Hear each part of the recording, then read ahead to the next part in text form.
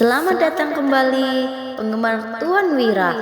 Sebelum mendengarkan kelanjutan ceritanya, jangan lupa like, komen, dan subscribe ya. Bab 438. Teropong tampak jatuh. Wira yang sudah menduga hal ini segera menangkapnya. Suryadi berkata dengan cemas, "Lestari, apa yang kamu lihat?"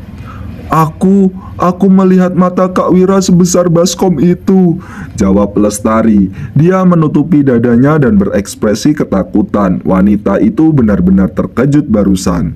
Orang-orang di sekitarnya sangat penasaran bagaimana mungkin mata bisa menjadi sebesar baskom. Suryadi pun bertanya dengan heran, "Wira, apa yang sebenarnya terjadi?" "Ini namanya teropong. Benda ini bisa memperbesar apa yang dilihatnya. Dengan ini kita bisa melihat benda-benda yang jauh dan membuat benda-benda di dekat kita tampak besar." Wira menjelaskannya sambil tersenyum, lalu memberikan teropong itu kepada Lestari lagi seraya berkata, "Coba lihat lebih jauh, jangan melihat yang dekat." Setelah beberapa hari mencoba, mereka berhasil membuat teropong dengan pembesaran 8 kali, yang bisa melihat hingga 8 km jauhnya. Meskipun di zaman modern, teropong tangan biasanya memiliki pembesaran yang rendah. Jika pembesarannya terlalu tinggi, mereka akan membutuhkan penyangga untuk mendukungnya. Kalau tidak, akan ada masalah getaran gambar, lapangan pandang yang lebih kecil, dan tingkat kecerahan yang lebih rendah. Lestari kembali mengambil teropong. Kali ini dia tidak berani melihat hal yang dekat lagi, melainkan melihat ke tepi sungai, dan mulai tersenyum. Wanita itu berkata, "Kak, perkataanmu benar. Aku bisa melihat kelompok nelayan di tepi sungai. Mereka terlihat sangat besar. Kamu hebat sekali. Bagaimana bisa membuat sesuatu yang begitu ajaib seperti ini? Aku sangat mengagumimu, Kak. Kamu bahkan bisa melihat tepi sungai. Sungai itu berjarak 2 dusun jauhnya dari sini. Apa benar-benar mungkin untuk melihat begitu jauh dengan teropong ini? Bagaimana mungkin Nona Lestari akan berbohong? Lagi pula, apa kamu berani meragukan kemampuan Kak Wira?" Para penduduk dusun berdiskusi dengan penasaran. "Teropong ini memiliki pembesaran 8 kali hingga kita bisa melihat 8 km jauhnya," jelas Wira. Dia mengingatkan di samping, "Tapi tepi sungai masih terlalu dekat. Cobalah untuk melihat sesuatu yang lebih jauh." "Hah, benar," jawab Lestari. Dia sangat senang ketika memegang teropong itu. Wajah manisnya tampak bersemangat. Kemudian dia berkata, "Kita bahkan bisa melihat dusun yang berjarak 3 km jauhnya, dusun yang berjarak 5 km jauhnya, dan bahkan desa Pimola. Kak Wira, teropong ini benar-benar ajaib. Kita bisa melihat terlalu jauh." "Bisa melihat desa Pimola? Gak mungkin. Itu berjarak 6 km dari sini." "Apa kamu gak mendengar perkataan Wira barusan? Ini bisa melihat hingga sejauh 8 km. Dia masih bisa melihat 2 km lebih jauh. Apakah benar-benar seajaib itu?" Warga dusun lainnya hanya bisa iri saat melihat kegembiraan Lestari. Mereka menunggu dengan penuh semangat. Lestari berkata, "Ini sangat menyenangkan. Gak tahu malu." Setelah melihat ke kiri dan kanan, wajah Lestari tiba-tiba memerah. Lalu dia meletakkan teropong tersebut. "Ada apa?" tanya Wira. Dia mengambil teropong itu dan melihat ke arah yang sama, lalu tak kuasa tersenyum. Dalam jarak kira-kira 4 km dari sini, ada seorang pria dan seorang wanita yang tengah berpelukan. Lestari menutupi lensa teropong dengan tangan kecilnya seraya berkata, "Jangan lihat." Wira hanya tersenyum, lalu memberikan teropong itu kepada Suryadi dan memintanya untuk melihat. Suryadi tampak gemetar ketika menerima teropong itu. Dia segera menatapnya dengan mata terbelalak dan senyum lebar. Orang ketiga yang mendapat giliran adalah Danu. Anak muda yang biasanya tenang ini juga sangat terkejut dan hampir tidak bisa mempercayainya. Orang keempat adalah Dodi. Dia melihat ke kiri dan ke kanan, maju dan mundur, lalu akhirnya mengarahkan teropong ke matahari di langit. "Itu terlalu berbahaya." Wira buru-buru menutup lensa teropong dan berkata dengan serius, "Jangan melihat matahari." Penduduk dusun tampak kebingungan. Dodi bertanya dengan hati-hati, "Kenapa Kak Wira?" Bab 439. Penjelasanku nggak akan bisa dimengerti oleh kalian saat ini, ucap Wira. Dia melanjutkan dengan serius, tapi ingatlah, kalian nggak boleh menggunakan teropong ini untuk melihat matahari. Kalau nggak, mata kalian akan buta. Kalian harus mengingat itu, terutama ketika anak-anak bermain dengan benda ini, harus ada orang dewasa yang mengawasi mereka. Baik, kami mengerti. Semua orang mengangguk tegas setelah mendengar bahwa melihat matahari bisa membuat mereka buta. Wira menarik tangannya lalu berkata, "Oke, lanjutkan."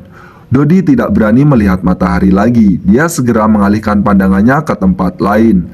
Sekelompok orang itu berperilaku seperti anak-anak dan tampak sangat gembira. Ketika teropong sampai di tangan Rudy, dia melihat sekeliling dan ekspresinya menjadi serius. Setelah beberapa saat, Rudy berbisik, "Tuan Wahyudi, barang ini adalah harta karun. Ini seharusnya nggak boleh ditunjukkan kepada orang lain. Kalau diberikan kepada pengintai di medan perang, itu bisa membantu mereka mengumpulkan informasi penting tentang musuh. Kalau seseorang komandan memiliki ini, mereka bisa mengamati setiap aspek medan perang dan memiliki pemahaman yang lebih baik tentang situasi keseluruhan," ucap Rudy. Para veteran pasukan Zirah Hitam mengangguk setuju. Ketika yang lain terkagum-kagum, mereka sudah memikirkan potensi penggunaannya dalam pertempuran. "Aku tahu," jawab Wira. Dia menyerahkan teropong ke orang selanjutnya seraya berkata, "Tapi, kalaupun kamu memberitahu mereka, orang yang belum pernah melihat benda ini nggak akan percaya denganmu." Rudy mengangguk setuju. Perkataan Wira memang benar. Barusan, dia juga meragukan kemampuan teropong ketika pertama kali mendengar tentangnya. Teropong terus dipindah tangankan, baik orang dewasa maupun anak-anak. Mereka semua mendapatkan kesempatan untuk melihatnya. Wira diam-diam memperhatikan. Dia menyadari bahwa dampak dari gula ataupun pedang Treksa sebelumnya tidak sebanding dengan dampak dari teropong. Bagi Wira, untuk mengubah pandangan dunia dan membuka wawasan baru bagi penduduk dusun, mereka perlu melihat lebih banyak hal. Setelah semua orang sudah melihat melalui teropong, mereka menunjukkan ekspresi senang dan terkejut, seolah-olah telah membuka pintu dunia baru. Setelah semua orang sudah melihatnya, Wira mengambil kembali teropong seraya berkata, "Baiklah, mulai sekarang, baik anak-anak maupun orang dewasa, baik yang bekerja maupun yang belajar, kita akan melakukan penilaian prestasi setiap bulannya. Mereka yang mencapai prestasi tertinggi akan mendapatkan kesempatan untuk bermain dengan teropong selama 15 menit. Hah? Anak-anak bersorak gembira, para orang dewasa juga tertarik. Teropong yang ajaib ini terlalu memicu minat mereka. Mereka masih belum puas dengan apa yang dilihatnya barusan. Saat mereka sedang berdiskusi tentang teropong dengan antusias, Gavin tiba-tiba berjalan masuk dengan ekspresi serius. Kemudian dia berkata, "Tuan, ada orang dari Kabupaten Hiloka yang datang mencarimu. Mereka mengaku memiliki informasi penting yang perlu disampaikan kepadamu." "Kabupaten Hiloka?" seru Wira yang tampak mengernyit. Mary dan Fandi sudah pergi begitu lama, tetapi masih belum ada kabar dari mereka sampai sekarang. Kini ada orang dari Kabupaten Hiloka yang datang. Mungkinkah terjadi sesuatu pada mereka? Di tengah pegunungan Jata, di atas sebuah gunung, beberapa puluh bangunan batu tersusun berdekatan satu sama lain. Di salah satu bangunan terbesar, ada sebuah meja panjang dengan makanan dan satu kendi anggur di atasnya. Blackie tampak duduk di kursi utama dengan Mary di sebelah kirinya dan Fandi di sebelah kanannya. "Paman Fandi, Nona Mary, kita berkenalan semalam," ujar Blackie. Dia mengangkat mangkuk anggur seraya melanjutkan, "Aku adalah perampok. Di gunung ini juga hanya sedikit makanan enak. Aku harap kalian gak keberatan." "Sama sekali enggak," jawab Fandi. Bab 440. Fandi mengangkat mangkuk anggurnya dan menegaknya sampai habis. Lantaran khawatir dengan Mary, dia pun tidak akan kembali. Fandi hanya meminta tolong Salman untuk menyampaikan kabar mereka kepada Wira, lalu dirinya pun ikut naik gunung. Ketika tiba di sana, Fandi menemukan bahwa Blackie tidak memiliki niat jahat pada mereka. Sebaliknya, dia nggak tertarik pada Mary. "Kak Blackie, aku bersalah karena sudah membunuh rekanmu," ucap Mary. Dia mengangkat semangkuk anggur dan meminumnya sampai habis. Kemudian wanita itu melanjutkan, "Aku akan menebus dosaku dengan menghabiskan anggur ini. Setelah itu, terserah kamu ingin melakukan apa terhadapku. Aku nggak akan keberatan." "Mary, mereka melecehkan wanita, jadi tindakanmu yang membunuh mereka adalah penegakan keadilan. Kamu nggak berdosa," ujar Blackie yang tampak tersenyum lebar. Seluruh aura ganasnya tiba-tiba lenyap. Blackie benar-benar menyukai wanita ini. Ketika tiba di gunung, Mary sama sekali tidak ketakutan, melainkan seperti kembali ke rumah. Wanita itu juga memberikan banyak saran setelah melihat sekeliling tentang di mana harus meningkatkan pos pengawasan, rute mana yang harus dihancurkan, serta di mana harus dibuat jalur keluar. Semua saran ini adalah taktik untuk menghadapi pasukan militer. Blackie merasa seolah-olah telah bertemu dengan teman yang satu frekuensi. "Terima kasih," ucap Mary. Dia menangkupkan tangannya seraya berkata, "Kak Blackie, menurutku kamu adalah pria yang berhati nurani, berani, dan berpengetahuan. Kenapa kamu 2 kali berturut-turut merampas persediaan makanan rakyat tanpa memberikan mereka sedikit jalan keluar? Ini bukan seperti gayamu." Blackie berkata dengan ekspresi canggung, "Mary, yang mengambil persediaan makanan beberapa waktu lalu bukan bawahanku." "Apa?" seru Fandi. Dia berujar seraya mengernyit. Tapi penduduk setempat berkata bahwa yang datang adalah pasukan Wolpin. "Paman Fandi, kamu nggak tahu situasinya." Blackie berkata dengan penuh kepedihan. "Kali ini, ketika Kabupaten Hiloka memberontak, ada 8 kelompok yang terlibat. Kelompok terbesar dipimpin oleh Wolfie, lalu ada Jupiter, dan yang terakhir adalah kelompokku. Kami secara resmi dipimpin oleh Wolfie dan mendapat julukan sebagai pasukan Wolpin. Tapi sebenarnya kami semua beroperasi secara independen," timpal Blackie. Fandi mengangguk mengerti sambil berkata, "Pantas saja." Blackie melanjutkan, "Aku sama sekali nggak ingin memberontak, tapi situasinya membuatku nggak punya pilihan. Bangsa Agrel menyerang dan orang-orang yang melarikan diri dari kota pusat pemerintahan Jagabu bilang bahwa bangsa Agrel sudah menyerang kota. Wolfie datang mencariku dan bilang bahwa bangsa Agrel akan menyerang kabupaten. Kami nggak akan bisa menghentikan mereka dengan kekuatan sendiri, jadi dia memintaku untuk bergabung dan memberontak," lanjut Blackie. Pria itu berbicara dengan ekspresi kesulitan. "Setelah memikirkannya, itu benar juga, jadi kami memanfaatkan peningkatan pajak yang dilakukan oleh Patih untuk membunuh pejabat, lalu merekrut sejumlah besar warga desa untuk menyerbu ke kota dan membunuh Patih sialan itu." Mary mengangkat mangkuk anggur sembari berkata, "Hidup Kak Blackie yang pemberani." Mimpi Mary sebagai seorang perampok adalah memimpin sebuah pemberontakan besar. Dia selalu ingin melakukan hal tersebut. Pujian ini membuat Blackie tersenyum lebar. Dia pun melanjutkan, "Saat berada di dalam kota, kami membunuh pejabat, keluarga kaya kabupaten, orang kaya desa, dan merampok banyak uang, makanan, senjata, dan juga pakaian. Hidup kami sangat nyaman di sana. Selain itu, ada pula nona muda dan istri dari keluarga kaya serta pejabat. Namun hal ini tidak bisa Blackie ceritakan kepada Mary." Wanita itu mendengarkan dengan begitu bersemangat. Dia juga ingin membunuh pejabat, keluarga kaya kabupaten, dan orang kaya desa. Blackie menjelaskan, "Tapi kabar Panglima Yuda yang mengalahkan bangsa Agrel sampai di sini. Kota pusat pemerintahan Lokana langsung mengirim pasukan pembasmi bandit untuk menyingkirkan kami. Kami nggak bisa mengalahkan mereka, jadi terpaksa melarikan diri ke pegunungan." Blackie menghela nafas seraya melanjutkan, "Ketika memberontak, kami merekrut banyak orang, tapi persediaan makanan di kota nggak cukup. Jadi kami harus mengumpulkan makanan dari penduduk desa. Yang sebelumnya melakukan perampokan persediaan adalah orang-orang dari kelompok Jupiter. Lalu yang kali ini baru kelompokku." Mary mengernyit sembari berkata, "Kak Blackie, aku mengerti kesulitanmu, tapi ini sama saja dengan memaksa orang-orang untuk mati. Kenapa kalian gak mencoba menjual makanan? Pasti kalian sudah merampok banyak uang di dalam kota kan?" Blackie menjawab sambil tersenyum pahit, "Wolfie mengaku akan mengurus pembelian makanan, jadinya aku dan Jupiter memberikannya sebagian besar uang kami. Tapi setelah sekian lama berlalu, sama sekali gak ada kabar darinya." Saat mereka sedang berbicara, tiba-tiba seorang perampok masuk dengan ekspresi gembira. Kemudian orang itu berkata, "Ketua, Jenderal Wolfie mengutus orang untuk mengabari bahwa persediaan makanan telah dibeli. Kita diminta untuk mengambilnya." "Oke," jawab Blackie yang berdiri dengan senang. Kemudian dia berbalik ke arah mereka berdua sembari berkata, "Paman Fandi, Mary, aku akan pergi sebentar. Aku akan kembali dan minum dengan kalian setelah pulang nanti." Selama ada persediaan makanan, mereka tidak perlu khawatir lagi dan pasti bisa melalui musim dingin ini. Namun, wanita itu tiba-tiba bangun seraya berkata, "Aku juga mau pergi. Kakakku kenal dengan Wolfie, jadi aku ingin mengunjunginya." Blackie bertanya dengan terkejut, "Mary, kamu sebenarnya siapa? Kakak Mary kenal dengan Wolfie. Selain itu, wanita ini juga tampak sangat akrab dengan perampok gunung. Mary pun menjawab dengan bangga, "Merika dari Yispohan, Kabupaten Yoya." Bab 441. Kamu juga bandit rupanya, ujar Blackie tercengang.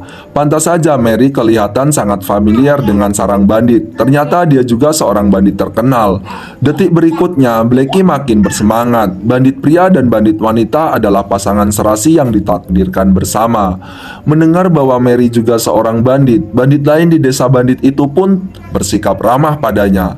Ini merupakan bentuk penghormatan bagi orang yang memiliki identitas sama, berasal dari kasta yang sama dan memiliki mata pencarian sama. Itu tidak ada hubungannya dengan kecantikan dan bentuk tubuh Mary yang bagus. Sekelompok orang mengelilingi Mary dan pergi bersamanya ke tempat pertemuan dengan Levon. Fandi mengikuti mereka dari belakang dengan cemas. Tugas gadis ini berkaitan dengan bisnis garam Wira. Poin terpentingnya, dia adalah seorang sandera. Jika terjadi kesalahan, Yispohan akan mendapat banyak masalah. Pegunungan Jata sangat besar. Setiap kepala bandit menempati tempat strategis yang menyebar hingga ke puncak gunung. Blackie menempati gunung beruang hitam, Jupiter menempati gunung rubah putih, dan Wolfie menempati ngarai naga biru. Semua markas mereka terletak di jalan yang pasti harus dilalui untuk mencapai Kabupaten Hiloka. Untuk memberontak, ketiga desa bandit tersebut bergabung dalam satu nama, tetapi sebenarnya mereka masih tetap berada di wilayahnya masing-masing. Blackie membawa Mary, Fandi, dan sekelompok bandit menuju utara. Saat mereka melewati Gunung Rubah Putih, ratusan orang mendadak muncul di kedua sisi jalan pegunungan. Pemimpinnya menunggangi kuda perang, mengenakan zirah sisik, dan memiliki bintik-bintik putih yang agak menakutkan di wajahnya. "Jup putih, kamu ngapain? Kayak mau merampok orang saja," bentak Blackie. Pria di depan adalah Jupiter. Lantaran wajahnya dihiasi bintik-bintik putih akibat vitiligo, orang-orang menjulukinya Jup Putih. Dia tidak senang dengan julukan itu dan memaksa orang-orang memanggilnya Jupiter. Namun para bandit lainnya diam-diam masih memanggilnya Jup Putih. "Blackie, sudah baik aku menunggumu di sini, dasar brengsek," balas Jupiter. Jupiter menunggangi kudanya mendekati mereka. Seketika itu juga dia tertarik pada Mary yang berpakaian merah. "Lihat apa kamu, Jup Putih? Dia ini adik perempuan Molika, ketua pertama Yispohan di Kabupaten Yoya. Namanya Merika, ketua kedua di Yispohan. Aku yang duluan mengenalnya," ujar Blackie. Kemudian Blackie mengadang di depan Mary sambil berkata, "Dia gadis yang baik. Kamu sudah menculik selir dari ketiga keluarga besar. Jangan dilirik lagi. Kamu membuat Merika takut." "Ternyata namamu Merika ya? Aku sudah lama mendengar tentang Yispohan." "Namaku Junet Janadi alias Jupiter," ujar Jupiter. Jupiter lantas melompat dari kudanya, lalu mengepalkan tinjunya tanda hormat seraya berkata dengan wajah ramah, "Jangan dengarkan omong kosong Blackie. Aku belum menikah dan yang menculik ketiga wanita itu adalah anak buahku. Justru Blackie yang menculik 2 putri pejabat dan 2 selir pejabat saat menyerang kota." Blackie sontak berkata dengan wajah memerah, "Mary, jangan dengarkan omong kosongnya. Aku juga nggak menculik mereka. Itu semua perbuatan anak buahku." Orang-orang yang menjadi penjahat, membunuh pejabat, dan memberontak biasanya takut pemerintah akan melibatkan sanak saudara mereka, sehingga mereka menggunakan nama-nama alias. Meskipun Blackie punya kesan yang baik terhadap Mary dan menghormati Fandi, dia tetap tidak menyebutkan nama aslinya. Sialnya, begitu Jup Putih ini bertemu Mary, dia langsung menyebut namanya dan bahkan mengungkapkan kejahatan Blackie. "Halo Kak Junet, aku sudah lama mendengar reputasimu," balas Mary. Mary pun turun dari kudanya dan membalas salam Jupiter, lalu berkata dengan nada kagum, "Pria yang cakap biasanya punya 3 hingga 4 istri. Kakak berdua ini adalah pahlawan yang hebat. Wajar saja kalau kalian punya beberapa wanita untuk menghangatkan ranjang." Para bandit ini senang disanjung, tapi biarpun hanya di luar, Mary harus bersikap sopan. Soalnya keduanya yang menculik putri dan para selir pejabat itu tidak ada hubungan sama sekali dengannya. "Mary terlalu meninggikan kami," ujar Jupiter. Kemudian dia mengubah topik pembicaraannya dengan berkata, "Blackie, aku mau bicara 4 mata denganmu." "Untuk apa? Mary bukan orang luar. Gak ada yang perlu kamu sembunyikan darinya," balas Blacky. Blacky memasang wajah datar, lalu menoleh dan tersenyum pada Mary seraya berkata, "Mary, namaku Jaga si Dodo. Aku sudah mau kasih tahu dari tadi, tapi aku lupa gara-gara kebanyakan minum." Bab 442. Kasih tahu dari awal atau belakangan, itu sama saja kok, Kak Junet, Kak Jaka. Aku keliling dulu sebentar, ujar Mary. "Hes, dia memang gadis yang baik, pintar dan pengertian," puji Jupiter. Melihat kepergian Mary, ekspresi Blacky menjadi serius. "Cu Putih, aku peringatkan padamu, aku sudah putuskan untuk mendapatkan Mary. Kalau kamu berani merebut denganku, aku akan bertarung mati-matian denganmu," ujar Blacky. Jupiter mengomel dengan ekspresi sinis. "Sialan, bisnis kita sudah mau direbut, tapi kamu masih saja memikirkan wanita." "Apa maksudmu?" tanya Blacky bertanya dengan alis berkerut. Jupiter mengertakkan gigi dan menjelaskan. "Wolfie mendapatkan 150 ton gandum dari Kabupaten Uswal. Dia bilang dia membayar 100 juta untuk menyuruh kita masing-masing bayar 200 juta lagi." "Apa?" Blacky mengertakkan gigi dan berkata, "Sialan, 150 ton gandum paling banyak juga 600 juta gabak. Kita berdua masing-masing sudah bayar 600 juta. Lalu dia masih ingin kita membayar lebih." Wolfie bilang, "Ada perang di mana-mana, jadi harga pangan naik tinggi. Jadi kita diminta menambah uang," kata Jupiter. Kemudian dia mengertakkan gigi dan melanjutkan, "Nggak hanya uang, dia juga ingin kita mengumpulkan pasukan ke Ngarai Naga Biru dan berlatih bersama dengan sistem militer. Kalau nggak, dia nggak akan membagi kita makanan. Bukankah ini bakal menghancurkan bisnis kita?"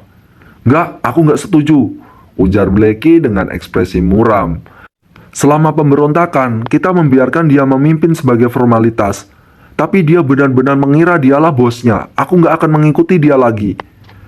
"Nggak apa-apa kalau kamu nggak mau ikut dia, tapi kamu perlu pikirkan soal makanan. Kalau nggak, gimana kamu bisa bertahan di musim dingin?" Jupiter menghela nafas dan berkata, "Penduduk dusun terdekat juga sama melaratnya. Kita nggak bisa mendapat makanan dari mereka."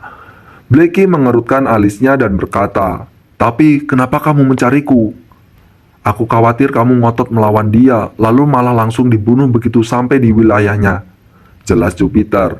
Kemudian Jupiter mengulurkan telapak tangannya seraya berkata, "Lebih baik kita tunduk padanya dulu untuk melewati musim dingin ini. Setelah keadaan membaik, kita baru kembali ke tempat kita masing-masing." "Oke," jawab Blacky sambil menerima uluran tangan Jupiter. Aliansi rahasia pun terbentuk saat itu. Sekelompok orang itu kembali melanjutkan perjalanan ke Ngarai Naga Biru. Ngarai Naga Biru lebih berbahaya daripada Gunung Beruang Hitam dan Gunung Rubah Putih. Ngarai itu memanjang sejauh 5 km. Ada gua di mana-mana di kedua sisi gunung. Begitu kedua kelompok itu muncul, bendera segera dipasang di kedua sisi Ngarai. Levon yang menunggangi kuda tinggi dan mengenakan baju zirah cerah muncul dengan berwibawa. Di belakangnya ada sekelompok bandit yang semuanya mengenakan baju zirah. Mereka terlihat seperti tentara pada umumnya. "Jenderal Blacky, Jenderal Jupiter, semua prajurit sekalian, kalian sudah bekerja keras," ujar Levon sambil menangkupkan tinjunya untuk memberi hormat. Kemudian dia bertanya dengan pandangan tertuju pada Mary, "Siapa ini?" Tanpa menunggu keduanya diperkenalkan, Mary langsung menceritakan identitasnya sendiri. "Oh, ternyata Mary ya. Aku pernah dengar dari Kak Molika kalau kamu ini adik yang pintar, cantik, dan jago bela diri." "Ternyata semua itu benar," kata Levon. Usai berbasa-basi, Levon mengubah topik pembicaraan dengan berkata, "Hari ini kebetulan ada acara besar. Bagaimana kalau Mary ikut bergabung?" Putu mengernyit mendengarnya. Penyakit mata keranjang Levon kambuh lagi. Lagi-lagi dia berbuat sesukanya begitu melihat wanita cantik. Sungguh memalukan jika seorang bandit wanita dibiarkan bergabung dengan pasukan Wolpin. Namun, Putu juga tidak bisa menyanggah dan melukai wibawa Levon di depan umum. Mary mencari alasan untuk menolak dengan berkata, "Terima kasih atas kebaikanmu, Kak Wolfie. Ini pertama kalinya aku datang ke wilayahmu, dan aku juga belum berkontribusi apapun. Jadi, aku nggak bisa menerima kebaikan Kak Wolfie begitu saja." Meski biasanya ceroboh, Mary masih bisa membaca situasi dengan jelas. Sudah ada pemberontakan di sini. Jika dia bergabung dengan mereka, kakaknya juga akan terlibat. Jarak Kabupaten Yoya cukup dekat dengan kota pusat pemerintahan Jagabu. Gispohan bisa langsung hancur jika Panglima Yuda mengirim pasukannya ke sana. Bab 443. Levon mengibaskan tangannya dan berkata dengan bangga, "Hei, aku ini berteman baik dengan Kak Molika. Karena kamu adik perempuannya, itu artinya kamu juga saudaraku. Bukan masalah besar bagiku untuk memberimu satu jabatan. Kalau kamu menolak, itu artinya kamu malah gak menghargaiku." Mary tersenyum pahit dan mengangguk seraya berkata, "Terima kasih, Kak." "Saudara-saudara sekalian, kita sudah memberontak dan gak ada jalan untuk mundur lagi," seru Levon. Levon melihat ke sekeliling dan berteriak, "Sekarang, kita harus bekerja sama dan terus berjuang. Kalau sukses, kita semua akan menjadi pahlawan di masa depan. Kalau gagal, seenggaknya hidup kita nggak sia-sia. Seenggaknya, kita sudah membunuh tuan tanah, bangsawan tiran, dan pejabat korup yang menindas kita." Orang-orang pasukan Wolverine merespon dengan suara pelan. Setelah antusiasme memberontak di awal berlalu, yang tersisa di hati tiap-tiap orang sekarang hanyalah ketakutan. Mereka takut kerajaan tiba-tiba mengirim pasukan untuk menyerang. Mereka tidak hanya akan mati karena memberontak, tetapi juga mengkhawatirkan kerabat dan teman mereka yang juga akan ikut dibantai. Bahkan anjing yang mereka pelihara di rumah juga tidak luput dari hukuman. "Aku sudah memutuskan untuk mengumpulkan semua orang dan membuat formasi militer." Levon menyampaikan pidato yang telah disiapkannya sejak awal. "Aku akan memimpin seluruh pasukan. Kemudian ada 6 jenderal pendamping yang masing-masing akan memimpin 500 orang. Di bawah jenderal pendamping ada jenderal batalion, mayor, dan kapten." Mata Fandi bersinar ganjil. Orang-orang pasukan Wolverine ini akan membentuk sebuah organisasi militer. Jika diberi waktu untuk berkembang, takutnya mereka akan makin merajalela. Namun, sejak kematian Panglima Dirga, Fandi tidak lagi peduli pada pemberontak. Selama itu tidak mengganggu bisnis Wira, dia juga tidak peduli meski pasukan Wolverine membuat keributan. Levon melambaikan tangannya, lalu seseorang maju dan mengulurkan stempel. Levon mulai menyampaikan jabatan orang-orang dengan berkata, "Aku akan memberikan gelar jenderal pendamping pada Jenderal Blackie, Jenderal Jupiter, Jenderal Mary." Berhubung Blackie dan Jupiter telah mendiskusikan masalah ini sebelumnya, mereka segera memberi hormat dan menerima stempel tersebut. Mary tercengang mendengar Levon memberinya jabatan jenderal. Dia pun menerima stempel dengan bersemangat dan juga gugup. Tak lama, pembagian stempel lagi ke sekelompok orang itu selesai. Masing-masing akan memainkan stempelnya dan terlihat sangat bersemangat. Mereka mendapat jabatan jenderal tingkat kelima atas, jenderal pendamping tingkat kelima bawah, jenderal batalion tingkat keenam atas, dan mayor tingkat keenam bawah. Kapten yang berpangkat terendah juga berada di tingkat ketujuh atas, setara dengan pemimpin kabupaten. Sementara itu, ketua tim kecil lainnya berada di tingkat ke-8 dan ke-9. Selama ini, mereka menjalani kehidupan yang sulit. Jadi, ketika mereka memikirkan status dan pangkat mereka saat ini setara dengan orang terkemuka di kabupaten, semangat mereka bangkit kembali. Mereka merasa bahwa meskipun harus mati, pemberontakan kali ini tidak akan sia-sia. Tiba-tiba, semua orang di lembah berseru, "Hidup Jenderal!" Melihat reaksi para bandit itu, Levon merasa sangat puas, tetapi hatinya sedikit muram.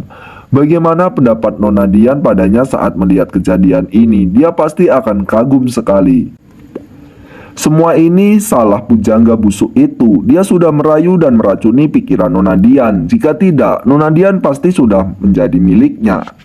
Jika bukan karena harus mempertimbangkan situasi secara keseluruhan, Levon pasti sudah mengirim pasukannya ke Kabupaten Uswal untuk membunuh Wira.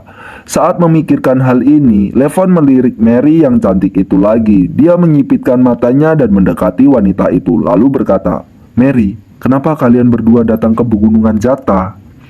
Mary berkata dengan cemberut, "Ceritanya panjang, intinya ada pencuri kecil yang menyuruhku ke sini." Levon tersenyum tipis dan berkata, "Sepertinya kamu ditindas seseorang ya. Beritahu aku, pencuri mana yang menindasmu? Aku akan memimpin pasukanku untuk menghajarnya." "Lupakan saja, sebenarnya dia juga nggak sejahat itu. Akulah yang duluan mencari masalah dengannya," ujar Mary. Dia menghela nafas lalu menatap Fanny di samping dan berkata dengan serius, "Kak Levon, apa aku boleh minta tolong sesuatu padamu?" Levon tersenyum lalu menjawab, Kenapa harus sungkan? Katakan saja langsung. Mary berkata, sebenarnya seseorang memintaku datang ke Kabupaten Hiloka untuk mencari tahu tentang situasi di sini. Dia ingin membeli batu gio air di Kabupaten Hiloka dan akan melewati Kabupaten Hiloka nggak lama lagi. Kak Levon, tolong jangan mempersulit dia. Levon terkekeh-kekeh lalu berkata, karena Mary yang memintanya padaku, aku tentu akan membantumu. Siapa orang itu? Aku perlu mengetahui namanya sebelum bisa memberikan perintah. Namanya Wira, pelajar dari Dusun Darmadi, Desa Pimola, Kabupaten Uswal. Paman Fandi ini adalah bawahannya. Dia sengaja datang ke sini untuk membelikan batu giok bagi Wira. Jelas Mary sambil menunjuk ke arah Fandi. Mary membatin, pencuri busuk. Kamu sudah menyandra aku, tapi aku justru membantu bisnismu. Aku cukup baik padamu, bukan? Bab 444. Apa? Wira? Seru Levon. Sorot matanya menjadi muram dan niat membunuhnya melonjak keluar. Pria itu mengandalkan kemampuannya menulis beberapa puisi buruk untuk merayu Nona Dian. Sekarang bahkan Mary juga jatuh ke dalam cengkeramannya. Dia benar-benar pantas dibunuh. Mary bertanya, Kak Wolfie, kamu sepertinya mengenal dia ya? Levon terkekeh-kekeh dan menjawab, aku pernah mendengar namanya, tapi aku belum pernah bertemu dengannya secara pribadi. Karena dia temanmu, aku tentu akan membantunya. Kak Wolfie, kamu salah paham. Dia bukan temanku. Ini hanya kesepakatan antara kami, jelas Mary. Setelah itu, dia menoleh dan berkata, Paman Fandi, aku sudah melakukan tugasku. Perjanjian antara aku dan Wira sudah selesai. Kamu bisa kembali dan beritahu Wira. Aku akan kembali sendiri ke Yispohan. Fandi mengepalkan tinjunya tanda hormat, lalu berbalik dan pergi dari situ. Dia harus segera kembali dan memberitahu Wira bahwa janji Wolfie ini tidak bisa dipercaya. Barusan dia bahkan merasakan niat membunuhnya. Ucup, beritahu saudara-saudara kita untuk tidak mempersulit pria bernama Wira itu, perintah Levon. Dengan sorot mata muram, dia melirik ke arah Fandi yang sudah pergi. Baik, jawab Ucup. Ucup yang awalnya merupakan ketua kedua Ngarai Naga Biru segera mengerti sinyal dari Levon. Dia pun bergegas pergi bersama sekelompok orang dengan niat membunuh yang kuat. Pertemuan itu berakhir. Melihat Mary tetap tinggal di Ngarai Naga Biru, Jupiter dan Blackie terpaksa pergi dengan enggan. Setelah mengatur akomodasi untuk Mary, Levon kembali ke kamarnya. Dia menghunus pedang dan mengayunkan senjatanya ke meja. Krak! Meja itu terbelah menjadi dua dan jatuh ke lantai. Jenderal, tenanglah. Orang yang punya cita-cita besar nggak boleh terdistraksi oleh masalah perasaan. Bujuk Putu sambil berjalan masuk. Sekarang, prioritas kita adalah melatih pasukan seefisien mungkin.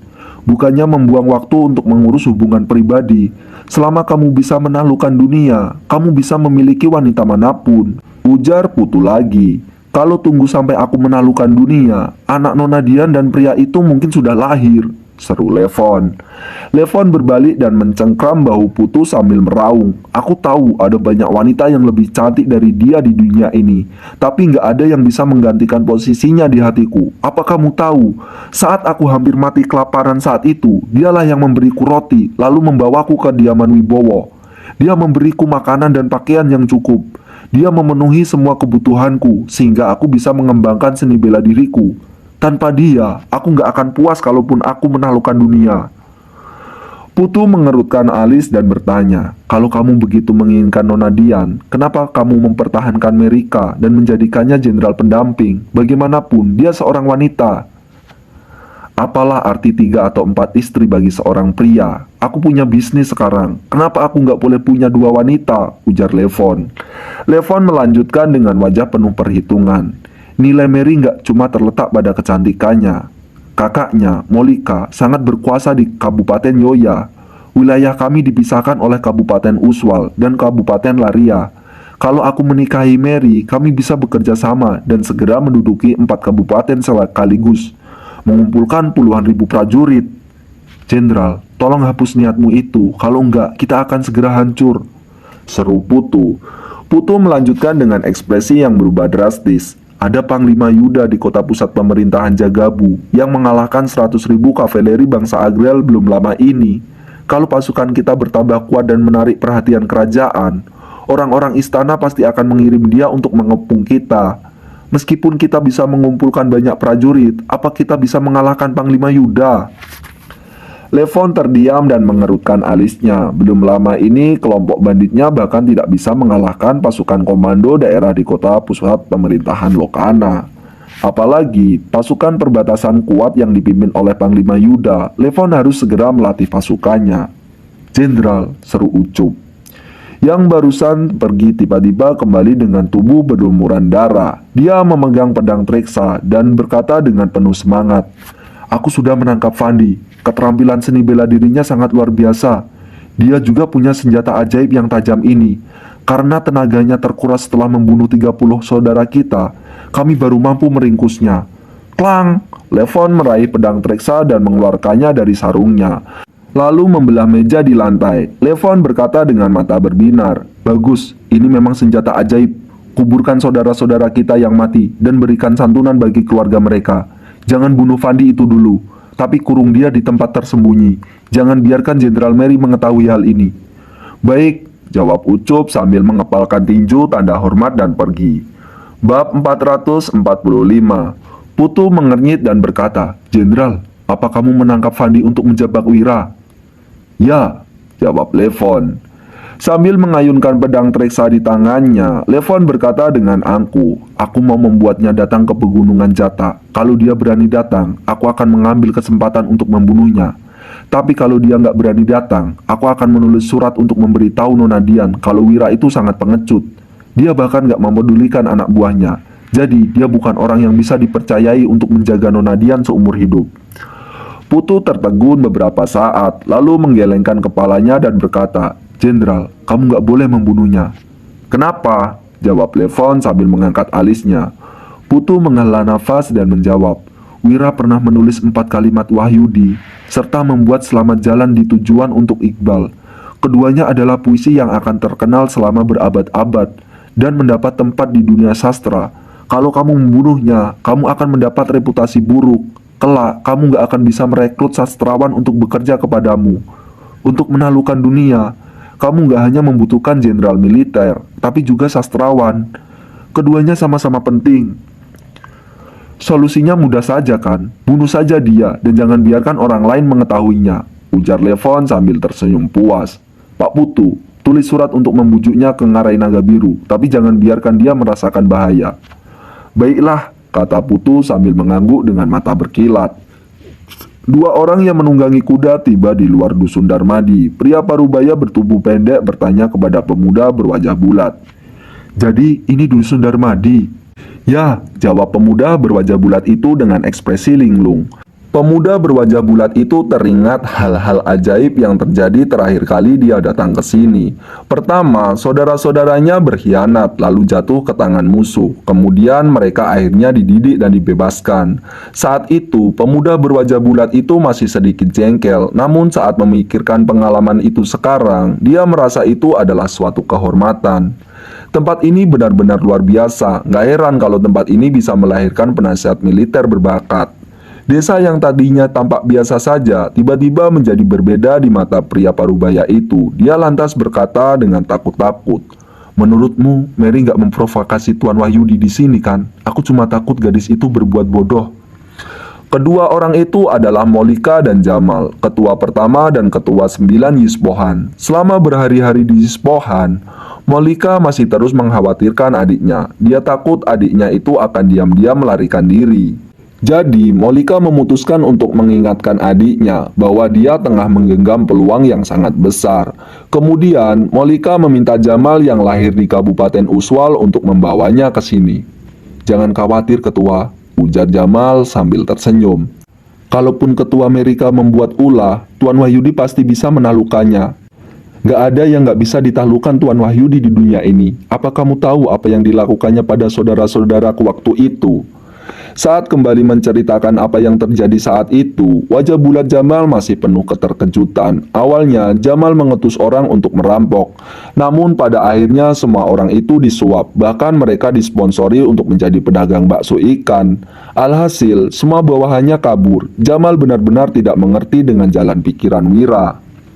Strategi cerdik Tuan Wahyudi selalu gak terduga. Aku sudah cukup bangga Yispohan masih bisa bertahan, meski sudah dikalahkan 2 kali oleh Tuan Wahyudi, ujar Molika.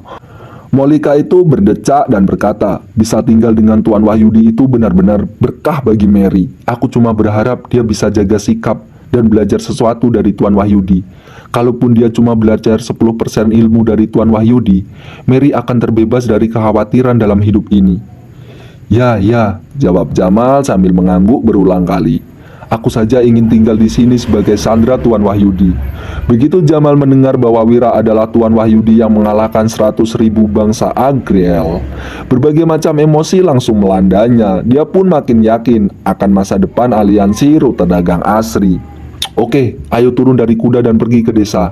Kita kunjungi Tuan Wahyudi dengan sopan, ujar Molika. Sambil turun dari kuda, dia juga mengingatkan, ingat, kita harus pura-pura nggak tahu identitas Tuan Wahyudi. Ketua, sebaiknya kamu nggak melakukan itu, ujar Jamal. Melihat wajah terkejut Molika, Jamal menjelaskan dengan serius. Ketua, dengan kecerdasan Tuan Wahyudi, apa menurutmu dia nggak bisa melihat kalau kita sudah mengetahui identitasnya? Niat baik kita itu juga nggak akan mengelabui Tuan Wahyudi. Bab 446. Kamu benar, ujar Molika. Kemudian dia mengangguk dan melambaikan tangan sembari berkata, ayo kita cari Tuan Wahyudi dan jangan bermain trik apapun. Ketika pulang, Wira melihat seorang pria tua dan dua pemuda. Dia bertanya, apa kalian datang dari Kabupaten Hiloka? Tuan, aku Salman dan mereka anakku, Fauzan dan Farid, ucap Salman. Dia berlutut dan menunjuk kedua putranya, lalu menceritakan kejadian malam itu sambil menangis. Sementara itu, Fauzan dan Farid melihat sekeliling dengan terkejut dan juga kebingungan. Menurut mereka, seharusnya orang yang mereka temui adalah orang kaya yang tinggal di rumah besar. Namun, rumah ini hanya terlihat sedikit bagus dari rumah biasa. Hanya saja, banyak rumah bata yang sedang dibangun di luar dan banyak orang terlihat sangat senang. Ini adalah pemandangan yang tidak bisa ditemukan di desa biasa. Wira segera memapah Salman, lalu berujar, Pak, cepat berdiri, aku sangat senang kalian bisa datang memberitahuku kabar ini. Jarak antara dua desa sekitar 50 km, jadi sangat tidak mudah bagi orang biasa untuk berjalan sejauh ini. Tuan, Fandi dan Nona Mary ditangkap oleh perampok karena menolong keluargaku. Kalau kami nggak datang untuk menyampaikan kabar ini, itu berarti kami benar-benar keterlaluan, kata Salman. Salman menyeka air matanya, lalu membuka tas dan berucap, ini uang yang diberikan Fandi kepadaku malam itu. Menurut Salman, Fandi dan Mary yang ditangkap Blackie pasti akan celaka, jadi bisnis ini pasti tidak bisa dilanjutkan lagi. Kamu nggak usah khawatir, mereka pasti baik-baik saja dan bisnis kita tetap dilanjutkan, sahut Wira. Dia mengembalikan uangnya dan mulai bertanya tentang perampok Wolpin di Kabupaten Hiloka. Salman yang sering mengumpulkan tanaman di gunung tahu lebih banyak informasi daripada orang biasa.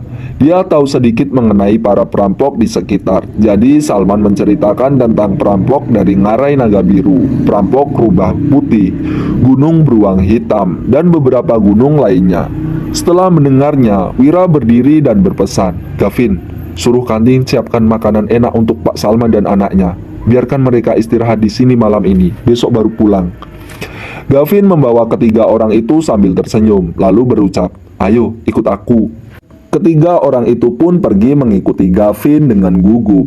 Sementara itu, Dodi bertanya seraya mengernyit, Kak Wira, seharusnya Paman Fandi dan Mary baik-baik saja kan?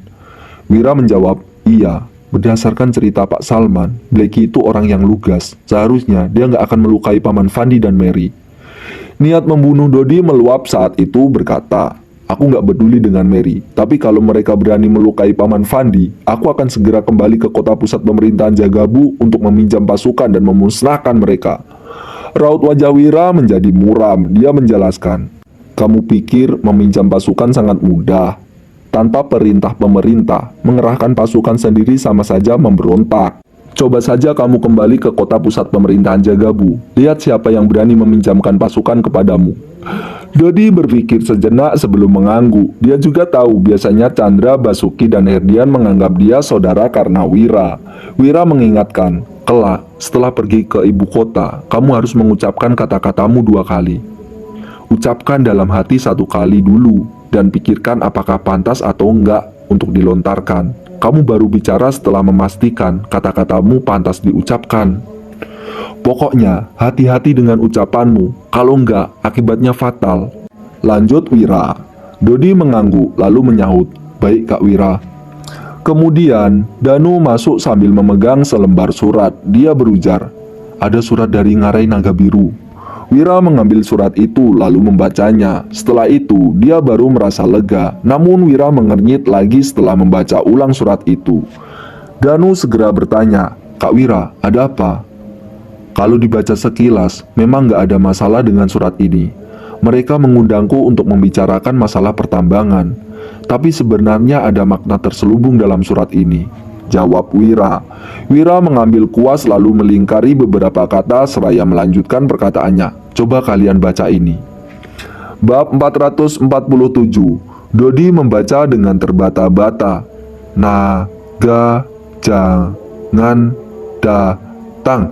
Belakangan ini dia juga sedang belajar membaca, namun Dodi tidak bisa membaca semua tulisan yang dilingkari dengan benar. Danu yang bisa membaca lebih lancar berucap, "Naga biru ada bahaya, jangan datang." Wira membacakannya seraya mengerutkan dahi. "Ngarai naga biru ada bahaya, jangan datang." Awalnya Wira membaca surat ini seperti biasa, namun dia tiba-tiba melihat kata-kata ini di bagian awal beberapa barisan kalimat. Dodi yang terbelalak berkata, "Kak Wira, apa maksud dari surat ini? Jelas-jelas mereka mengundangmu pergi, tapi ternyata isi surat ini menyiratkan agar kamu jangan pergi. Selain itu, bukannya Paman Fandi dan Mary ada di Gunung Beruang Hitam? Kenapa mereka bisa pindah ke Ngarai Naga Biru? Itu daerah kekuasaan Wolfie." Lanjut Dodi. Danu yang khawatir berkomentar, "Kak Wira, Wolfie mengerahkan pasukan untuk memberontak. Kalau Paman Fandi ada di sana, dia pasti nggak akan membiarkan kamu mengambil resiko. Ada yang aneh dengan surat ini."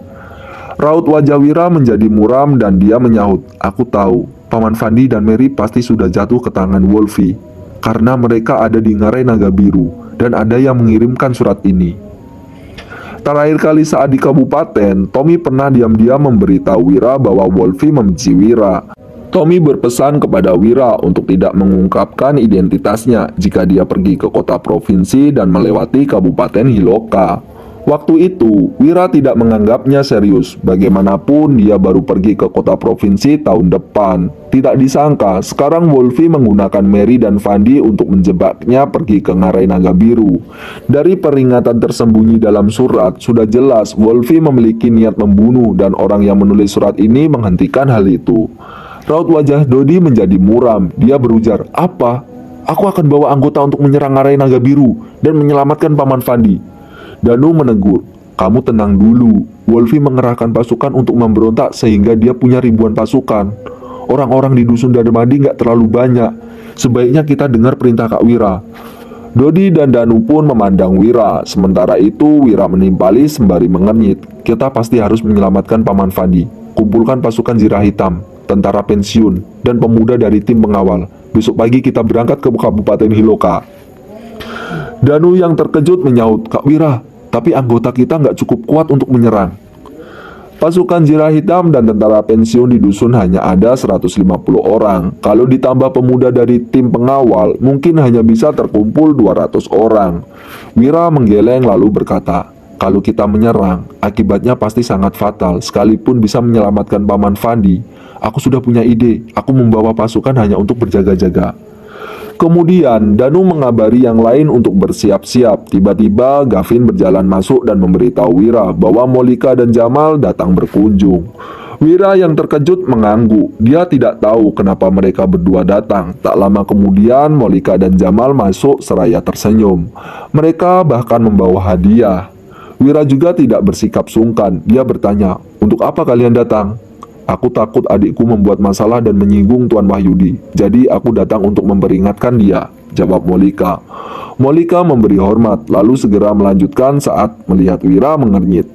"Terakhir kali aku menyinggung Tuan Wahyudi. Akhirnya aku baru tahu identitasmu karena pasukan pembelot itu. Kalau tahu dari awal, aku pasti nggak akan berani menyinggungmu. Kamu mengalahkan bangsa Agrel dan menyelamatkan puluhan juta rakyat kerajaan Nuala, termasuk kami para perampok ini." Jamal menimpali sembari tersenyum.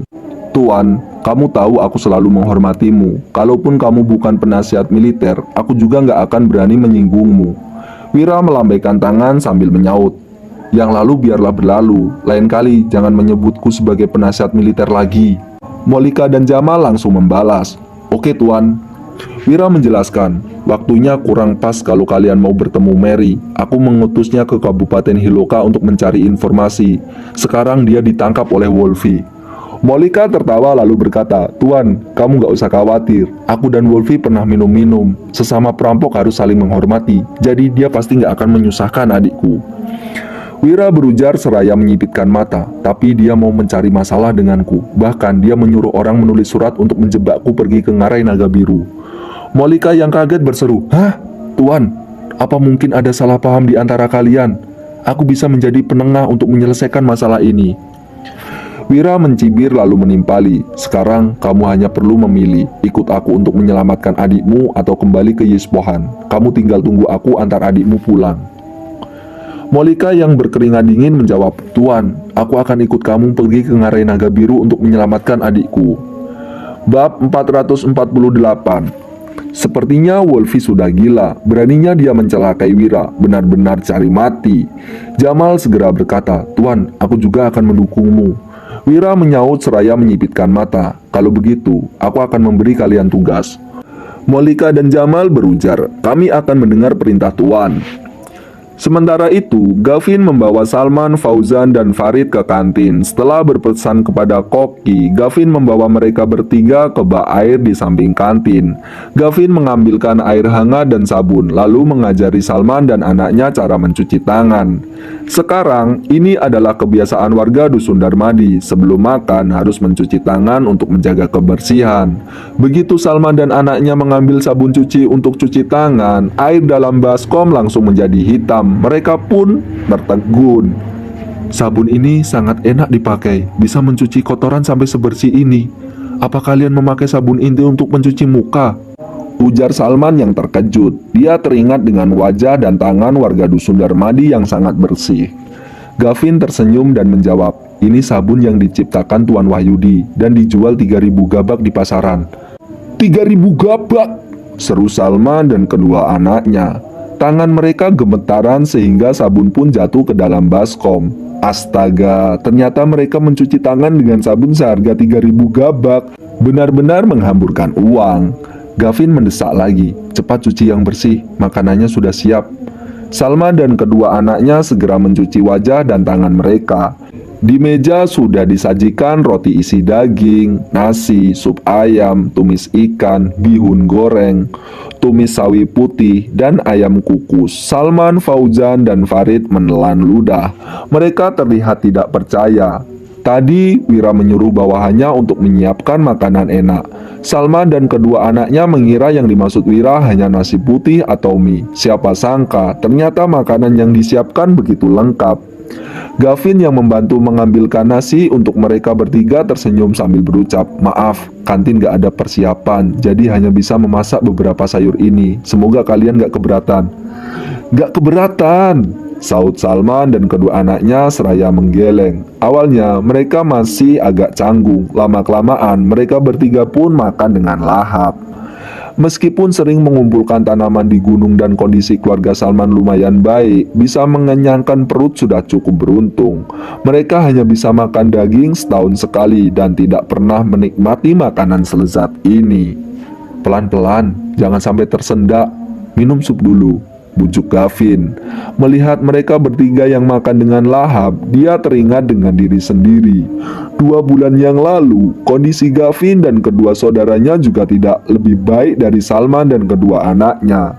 Gavin dan keluarganya bisa menjalani hidup yang bahagia dan makan daging setiap hari karena Wira. Bukan hanya itu, Dusun Gabrata juga ikut mendapatkan keuntungan dengan membakar batu bata untuk Dusun Darmadi. Sekarang, semua warga desa mempunyai pekerjaan dan kebutuhan mereka sudah tercukupi. Salman dan kedua anaknya segera minum sup. Sambil minum, mereka menangis. Salman dan anaknya tidak pernah membayangkan mereka bisa makan makanan selezat ini. Sekarang, mereka bisa menikmatinya. Salman, Fauzan, dan Farid tidak berhenti makan sampai perut mereka terasa begah. Mereka bersendawa sembari memandang makanan di meja dengan tidak rela. Ketiganya masih ingin makan, tetapi sudah tidak sanggup lagi. Kemudian, para penduduk desa berduyun-duyun datang ke kantin, lalu mencuci tangan dan mulai makan. Salman dan kedua anaknya terkejut melihat ini. Segerombolan orang itu memakan roti isi daging, serta mengambil sup ayam, tumis ikan, sawi putih, dan nasi. Mereka semua makan dengan bebas. Salman tertegun sejenak sebelum bertanya, "Gavin, hari ini ada acara perayaan ya?" Bab 449. Gavin menyeringai lalu menjawab, "Gak ada acara perayaan, ini memang kehidupan kami sehari-hari. Setiap hari kalian makan begini," kata Salman yang tampak tidak percaya. Fauzan dan Farid juga curiga. Semua makanan ini bahkan lebih enak dari makanan tuan tanah. Rakyat biasa yang bisa makan nasi sampai kenyang setiap hari saja sudah cukup beruntung. Mana ada yang bisa makan daging setiap hari? Gavin menimpali seraya tersenyum. "Tuan takut kami gak rela beli makanan enak, jadi dia membangun kantin ini. Dia menyediakan makanan 2 kali sehari. 1 macam sayur, sup, beberapa macam daging, nasi, dan roti isi daging. Kami boleh makan sepuasnya." "Hah?" seru Salman yang tercengang. Sebenarnya mereka tidak percaya, namun setelah mengamati para penduduk desa, Salman dan anaknya langsung percaya. Wajah semua penduduk tampak berseri-seri dan berisi, tidak seperti rakyat biasa yang kurus kerempeng. Fauzan berdecak lalu berkomentar, "Pantas saja banyak orang datang bekerja untuk Tuan Wira. Makanan ini benar-benar enak. Kalaupun gak digaji, pasti banyak yang berebut untuk datang." Farid juga ikut mengangguk. Gavin segera menjelaskan, "Mereka semua digaji. Setiap orang yang bekerja untuk Tuan pasti dibayar. Contohnya para koki ini, setidaknya setiap bulan mereka bisa menghasilkan 2.000 gabak. Tim penangkap ikan mendapatkan 2.000 gabak. Tim pengawal mendapatkan 4.000 gabak. Dan para pengurus mendapatkan 10.000 gabak." "Apa?" ujar Salma dan kedua anaknya yang terperangah. Awalnya mereka mengira para penduduk desa ini tidak mendapatkan gaji lagi karena makanan di dusun Darmadi sangat enak. Bagaimanapun, saat ini musim dingin, banyak orang kesulitan sehingga biasanya orang yang memberi pekerjaan hanya menyediakan makanan. Siapa sangka orang-orang yang bekerja di dusun Darmadi malah digaji, bahkan upahnya sangat tinggi. Gavin melanjutkan dengan bangga, "Bukan hanya gaji tinggi, kami bahkan mendapatkan fasilitas lain." Salman yang tidak paham bertanya, "Fasilitas?" Gavin menjelaskan, "Selain gaji, Tuan juga takut kami kedinginan, jadi dia membagikan selimut dan sepatu kepada setiap orang. Kalau ada anggota keluarga kami yang sakit dan gak punya uang untuk berobat, Tuan yang akan membayar biaya pengobatannya." "Tuan Wira benar-benar baik," ujar Salman. Dia dan kedua anaknya tertegun. Mereka memandang para penduduk desa yang sedang makan dengan iri. Saat makan, penduduk desa membahas tentang berapa gaji yang mereka dapat bulan lalu, total gaji yang didapatkan keluarga mereka, dan rencana untuk membangun rumah bata tahun depan. Paling sedikit, mereka bisa mendapatkan 2.000 gabak, paling banyak sekitar 10.000 gabak. Ada juga yang mendapatkan sekitar 5.000 gabak. Para penduduk desa memakai pakaian berbahan katun, bahkan ada yang memakai luaran berbahan satin. Cara makan mereka juga sangat pelan, tidak seperti Salman dan anaknya yang sangat rakus. "Ayo, setelah makan, aku bawa kalian jalan-jalan di desa," ajak Gavin. Dia khawatir perut mereka tidak nyaman karena makan terlalu kenyang, jadi Gavin membawa mereka bertiga jalan-jalan. Salman dan kedua anaknya mengikuti Gavin sambil terbengong-bengong. Mereka melihat dusun Darmadi yang dipenuhi dengan rumah bata dengan iri. Ketika melewati sebuah rumah besar yang baru dibangun, terdengar suara anak-anak yang sedang membaca. Semua manusia terlahir baik dan memiliki sifat yang hampir sama, tapi lingkungan dan kebiasaan membuat setiap orang menjadi berbeda. Anak-anak membaca dengan suara yang lantang. Sementara itu, Agus yang mengenakan jubah panjang berjalan di dalam ruangan sembari meletakkan kedua tangannya di belakang punggung. Salman yang terkejut bertanya, "Kenapa di sekolah kalian ada begitu banyak anak-anak? Biasanya murid sekolah di desa sangat sedikit, paling banyak hanya belasan orang." Hal ini karena penduduk desa miskin sekali, kebanyakan dari mereka bahkan tidak sanggup makan. Jadi, orang yang bisa bersekolah terlalu sedikit. Gavin tersenyum dan menjelaskan, ini sekolah dasar yang dibangun Tuan. Sekolah di sini nggak perlu bayar. Bahkan anak yang prestasinya bagus akan mendapatkan hadiah. Bukan hanya dusun kami, anak-anak dari dusun sekitar yang ingin bersekolah pun boleh datang. Sekolah juga menyediakan makan siang. Salma dan kedua anaknya termangu. Wira bahkan membangun sekolah gratis yang menyediakan makanan untuk para murid. Dia benar-benar orang yang baik. Gavin mendongak sembari melanjutkan perkataannya. Bukan hanya anak-anak, orang dewasa juga sudah mulai belajar. Tuan punya bisnis di kota pusat pemerintahan Jagabu dan kabupaten. Asalkan bisa membaca dengan lancar dan menulis kontrak, semua bisa pergi ke kota untuk menjadi pengurus. Bab 450. Sekarang, Gavin juga sedang belajar membaca dan menulis. Bahkan, dia sudah bisa memahami sebagian besar dari buku teknik pedang 100 dan teknik tombak keluarga Wutari yang dibawa Wira dari kota pusat pemerintahan Jagabu. Wah, seru Salma dan kedua anaknya yang tampak iri. Di dusun Darmadi, setiap orang bisa menjalani kehidupan yang nyaman, asalkan mau bekerja. Mereka juga akan mempunyai masa depan yang cerah. Tidak seperti desa tempat Salman tinggal, dikelilingi oleh perampok dan pejabat. Kalaupun mereka sekeluarga bekerja keras selama setahun, hidup mereka tetap kekurangan setelah membayar pajak dan menyerahkan makanan. Salman berdecak lalu berkata, aku benar-benar iri sama kalian. Di desa kalian ada orang baik seperti Tuan Wira. Gavin menyeringai dan menimpali, gak perlu iri, besok Tuan Wira akan pergi ke Kabupaten Hiloka. Kehidupan kalian akan makin baik. Apa mungkin itu bisa terjadi? Tanya Salman yang tidak percaya. Sejujurnya, kalaupun para penduduk desa mengumpulkan giok air bersama-sama dan mengirimkannya ke desa Taumomu, paling-paling mereka hanya bisa memenuhi kebutuhan sehari-hari. Kehidupan mereka tidak mungkin bisa semakmur dusun Darmadi. Bagaimanapun, para penduduk di desa Salman harus tunduk pada perampok dari Gunung Beruang Hitam, Gunung Rubah Putih, dan Ngarai Naga Biru. Para perampok ini pasti akan memeras penduduk desa. Selain itu, para pejabat pasti akan datang memungut pajak kalau tahu penduduk desa menghasilkan uang. Jadi, mereka akan diperas lagi. Kalian harus percaya sama Tuan, ujar Gavin. Kemudian dia mengalihkan topik. Apa kalian tahu tentang orang-orang di Tabak Garam Fika? Setelah Tuan pergi dari sana, garam mereka yang awalnya dijual 8 gabak per kilogram langsung naik menjadi 16 gabak per kilogram. Sekarang, kehidupan warga di sana nggak kalah dari kami. Jadi setelah Tuan pergi ke desa kalian, kehidupan kalian pasti akan menjadi lebih baik asalkan kalian mendengar perintah Tuan. Lanjut Gavin. Gavin, kamu tenang saja. Kami pasti akan mendengar perintah Tuan Wira. Sahut Salma dan kedua anaknya sembari mengangguk. Mereka bersedia melakukan apa saja asalkan bisa kenyang, makan daging, dan mengenakan pakaian tebal. Keesokan harinya, Molika dan Jamal yang menunggangi kuda memimpin perjalanan ke Kabupaten Hiloka. Sementara itu, Wira berangkat dengan membawa 40 tentara senior pasukan Zirah Hitam, 100 tentara pensiun, 60 pemuda dari tim pengawal, 50 baju zirah, 200 busur silang zeta, makanan, kereta kuda, serta Salman dan kedua anaknya. Pagi-pagi, pasukan kereta kuda yang panjang datang ke Kabupaten Uswal sehingga membuat pasukan penjaga tembok kota terkejut.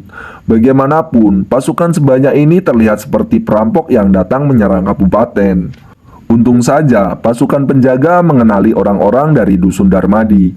Begitu melihat Danu dan Dodi, pasukan penjaga pun membiarkan rombongan Wira masuk. Kedatangan mereka langsung menggemparkan seluruh kabupaten.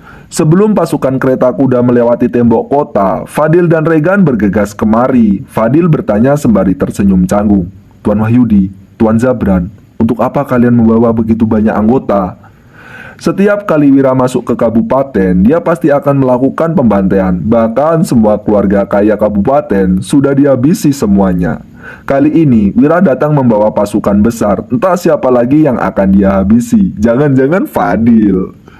Terakhir kali, Fadil yang menyinggung Wira pergi ke kediaman keluarga Wibowo untuk meminta maaf. Alhasil, Wira tidak mau menemui Fadil. Beberapa waktu yang lalu, terjadi pemberontakan di Kabupaten Hiloka. Dengar-dengar, patinya bahkan dibunuh.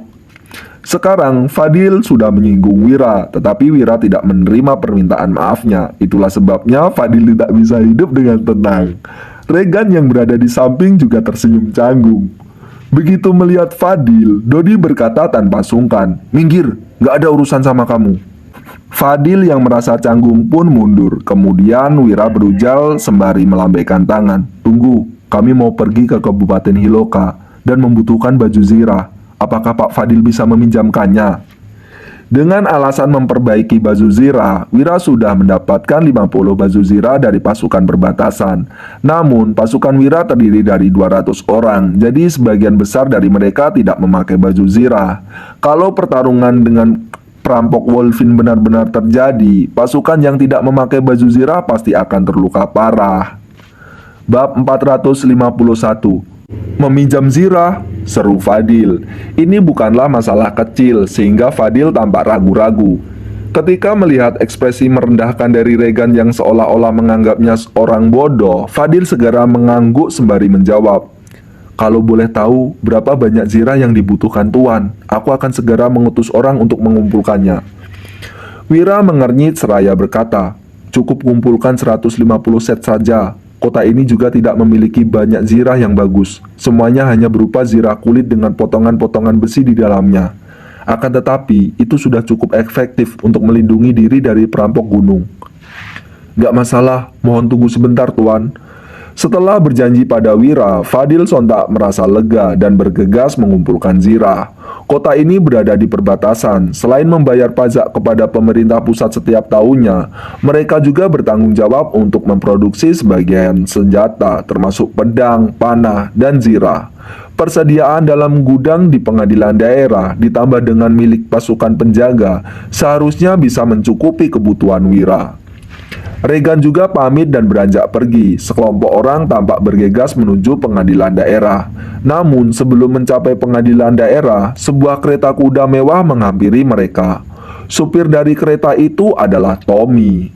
Begitu tera kereta dibuka, Dian tampak berjalan turun dari kereta bersama Joshua, lalu memberi hormat kepada Wira dan menyapa, "Tuan." Joshua sontak menghampiri Wira dan memeluk pahanya sembari bertanya, "Kakak ipar, kamu pergi kemana? Kakak selalu merindukanmu setiap malam sampai nggak bisa tidur." Wajah Wira pun memerah. Dia segera berdaham dan melihat sekeliling. Danu, Dodi, pasukan zirah hitam, veteran lain, dan para pengawal muda tampak menahan tawa. Dian menegur, "Joshua, jangan bicara sembarangan." Dian yang wajahnya sudah memerah sontak mendekap Joshua, lalu berkata dengan suara lembut, "Maaf Tuan, Joshua masih kecil dan gak ngerti apa-apa." Mereka memang telah mengungkapkan perasaan satu sama lain sebelumnya, bahkan pernah berciuman dalam sebuah momen. Tetapi di depan umum, Dian dan Wira masih merasa canggung. "Aku gak akan perhitungan dengan anak kecil," ucap Wira. Dia tidak terlalu mempermasalahkan itu dan melambaikan tangannya. Kemudian Wira mengalihkan topik pembicaraan dengan bertanya, "Jadi, bagaimana kamu bisa tahu aku datang?" Dian menjawab, "Tuan, kamu membawa begitu banyak orang ke dalam kota, jadi semua keluarga besar di kota mengetahuinya."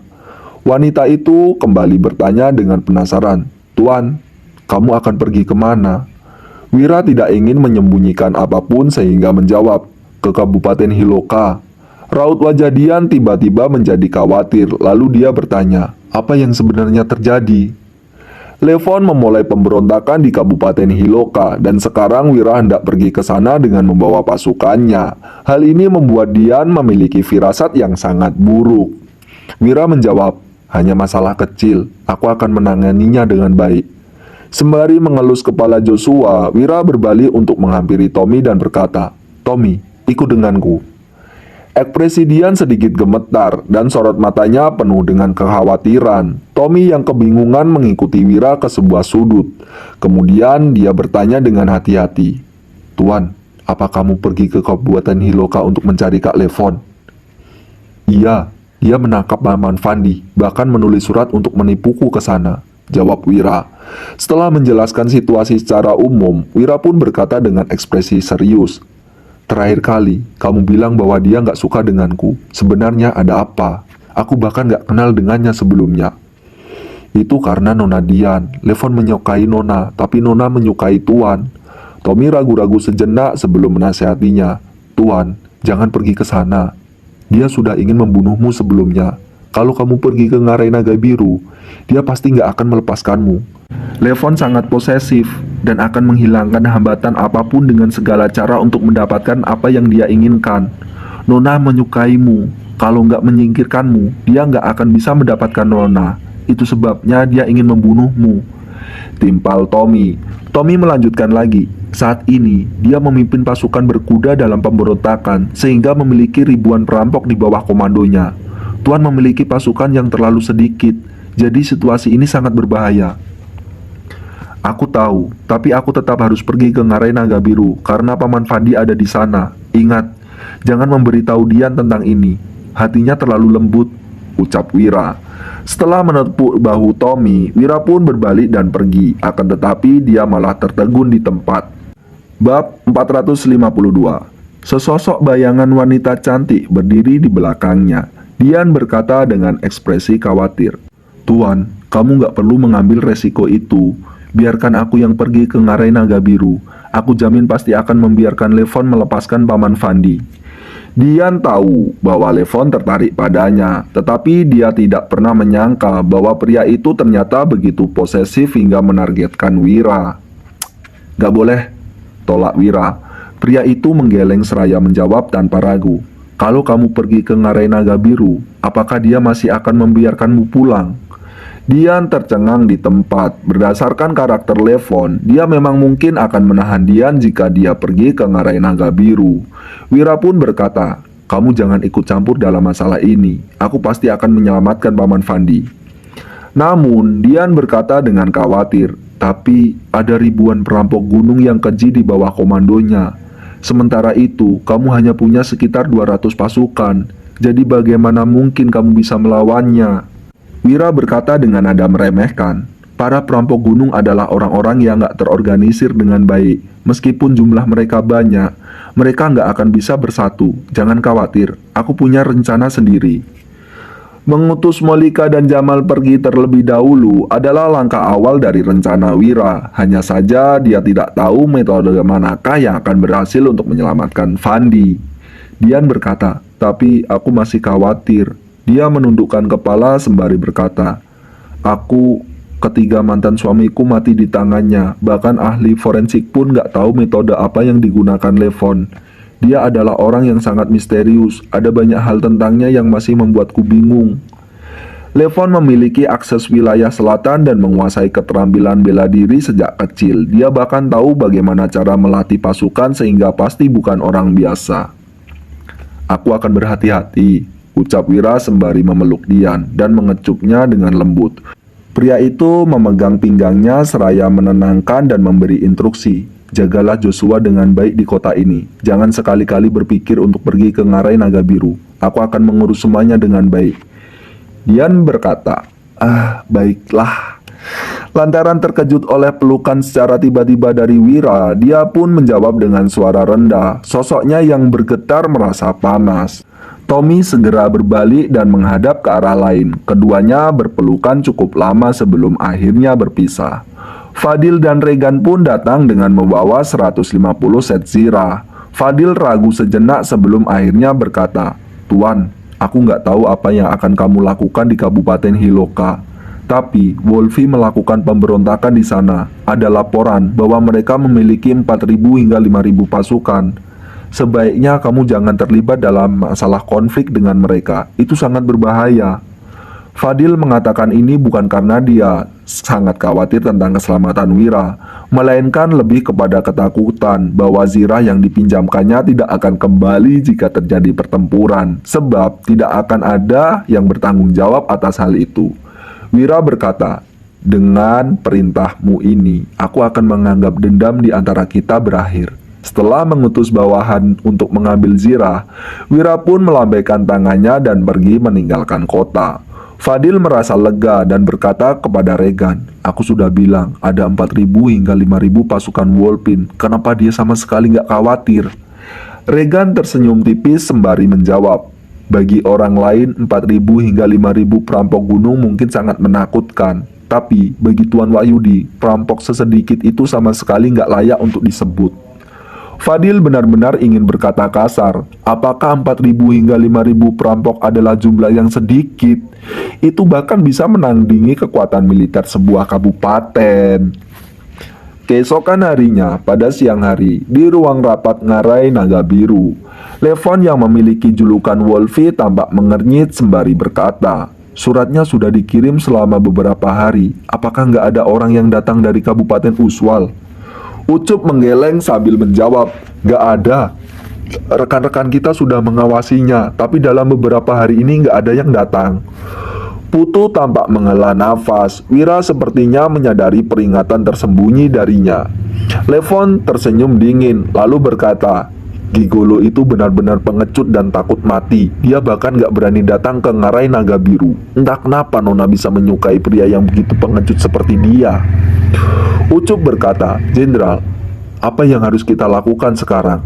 Orang yang kita tangkap sudah hampir mati." Levon menjawab, "Kalau dia mati, tinggal dibuang ke sungai pegunungan.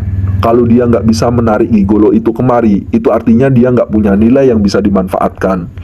Levon mengangkat tangan dengan acuh tak acuh, lalu mengalihkan topiknya dengan berkata, "Ingatlah, kita nggak boleh membiarkan Jenderal Mary mengetahuinya. Kita harus melakukan ini dengan diam-diam."